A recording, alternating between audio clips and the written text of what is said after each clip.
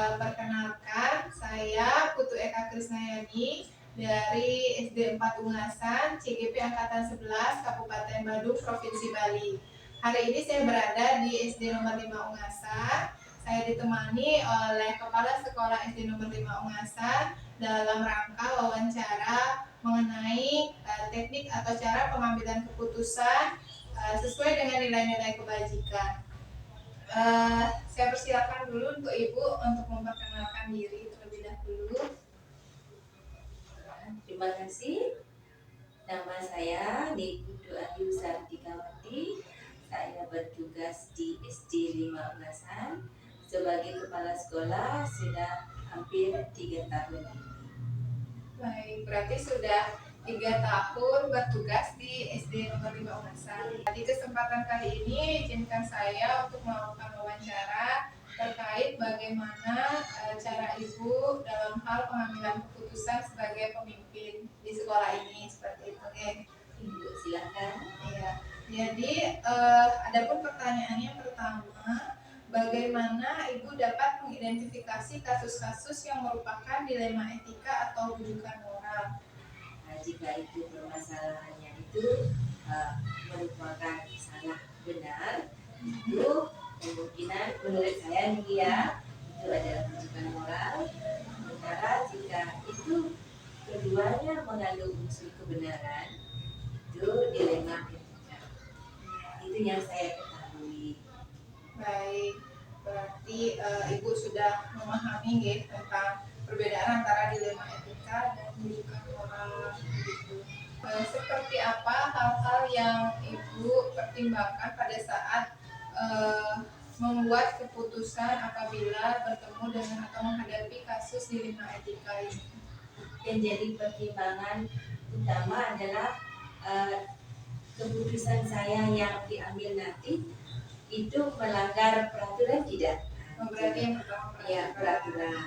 Kemudian ada rasa empati tidak di sana, belas kasihan kita, rasa peduli kita dengan permasalahan yang dihadapi. Kemudian gimana hasil akhirnya?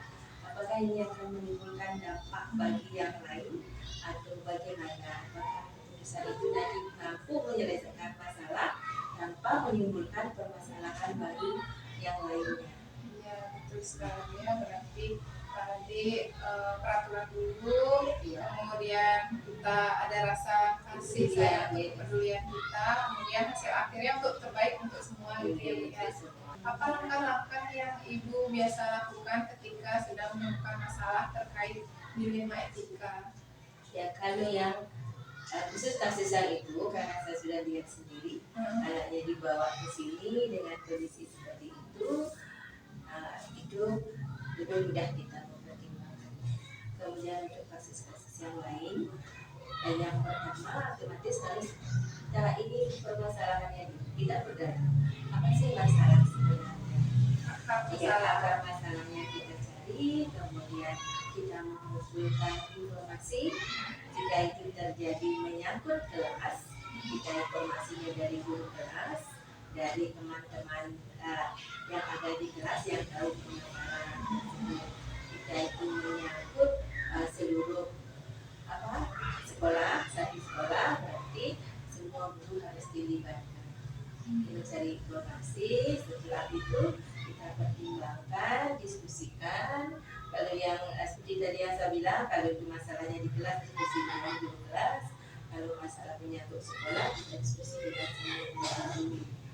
Nah, di sana setelah kita dapatkan solusi yang terbaik, lalu pengambilan keputusan. Berarti dari yang Ibu ucapkan tadi jawabannya adalah komunikasi ya. Harus komunikasi, diskusi dulu sebelum mengambil sebuah keputusan. Baik.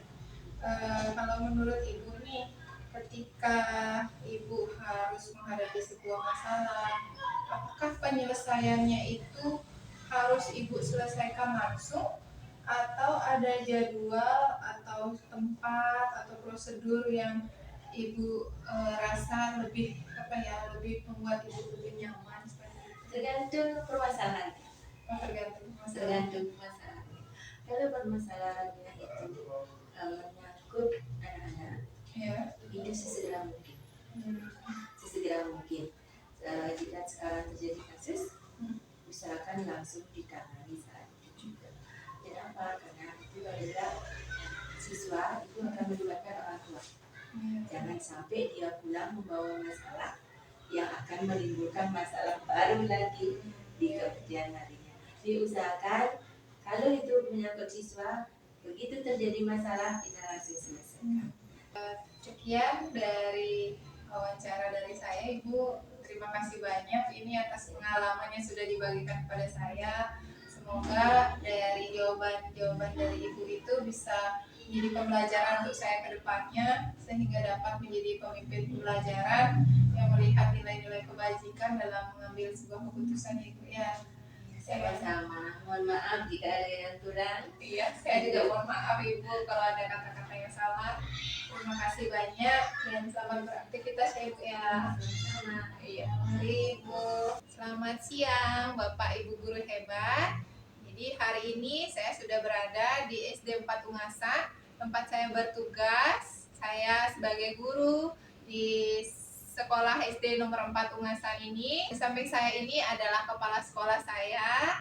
Jadi boleh Ibu perkenalkan diri terlebih dahulu. Terima kasih kesempatannya. Perkenalkan, nama saya Nimade Sriani. Saya sebagai kepala sekolah di SD nomor 4 Ungasa. Ya, mohon maaf Ibunya, saya menyita waktu atau aktivitas Ibu. Jadi hari ini saya ditugaskan untuk melakukan wawancara terhadap pimpinan atau kepala sekolah untuk mengetahui bagaimana seorang pemimpin mengambil keputusan didasarkan dengan nilai-nilai kebajikan. Saya izin untuk menanyakan beberapa pertanyaan. Nanti Ibu bisa sharing mengenai pengalaman-pengalaman Ibu di sekolah seperti itu. Bagaimana pada saat Ibu mengambil keputusan di sekolah, terutama untuk kasus dilema etika ini? Yang pertama sih kita lihat dulu kasusnya itu, kita pahami dulu kasusnya itu. Kemudian sebelum mengambil keputusan, kita berpikir keputusan yang kita ambil itu kita harus memikirkan dampaknya, dampak akhirnya. Nah, dampaknya kita harapkan pasti yang dampak positif. Yang kedua yaitu berpegangan pada aturan, jangan sampai menyalahi aturan sekali seperti itu, apalagi sampai menyalahi aturan hukum kan tidak boleh seperti itu. Yang ketiga, kita juga lihat dari nilai kemanusiaannya juga, seperti itu yang kita tiga prinsip itu sih yang jalankan selama ini. Iya, berarti sudah ada prinsip-prinsip yang Ibu pegang teguh ya pada saat pengambilan keputusan. Yang pertama tadi peraturan, kemudian yang terbaik untuk semua, dan harus ada rasa kemanusiaan, rasa peduli kita sesama manusia seperti itu ya. Menurut Ibu dalam menyelesaikan sebuah kasus dilema etika, apakah Ibu harus menyelesaikan tersebut pada waktu tertentu pada saat itu juga, atau ada waktu-waktu tertentu atau prosedur tertentu yang Ibu gunakan untuk menyelesaikan kasus? Yang pertama kita lihat dulu kasusnya, kedalaman kasusnya itu kasus berat apa ringan. Seandainya kasusnya terlalu ringan buat bagi kita tuh bisa langsung diputuskan.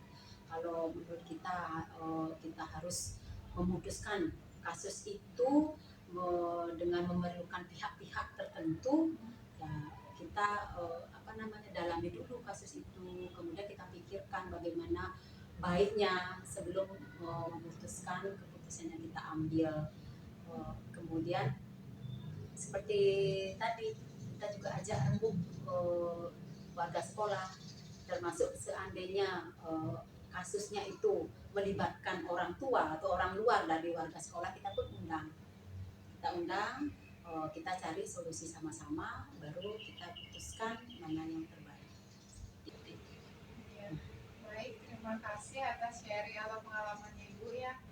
Jadi dari pengalaman Ibu saya banyak belajar. Nanti kedepannya saya akan terus belajar untuk menjadi sebagai pemimpin sehingga bisa membuat keputusan berdasarkan nilai-nilai kebajikan seperti itu.